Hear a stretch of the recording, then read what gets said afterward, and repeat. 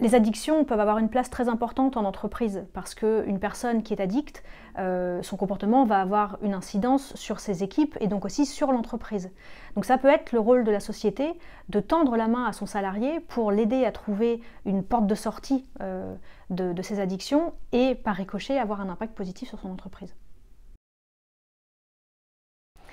Alors les addictions, on a souvent tendance à penser que ce sont des addictions aux substances, au tabac, à l'alcool, à la cocaïne, à d'autres choses, mais il faut aussi penser aux addictions comportementales, par exemple les addictions aux écrans, les addictions au travail, qui peuvent aussi avoir des incidences sur l'entreprise et sur la personne qui est addicte. Donc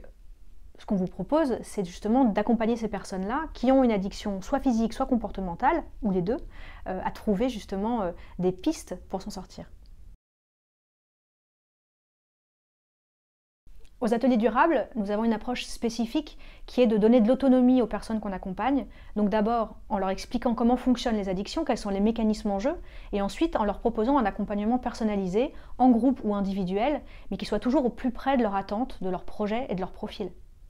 Ensuite, ce qu'on sait aussi, c'est que les addictions, de façon générale, sont plutôt stigmatisantes. Donc on va parfois proposer des ateliers en présentiel, par exemple pour le tabac, qui n'est pas très stigmatisant, mais pour les autres addictions, par exemple comme l'alcool ou comme le cannabis, on va proposer du suivi en distanciel pour maintenir un écart en fait entre l'entreprise et le salarié et surtout garantir son anonymat.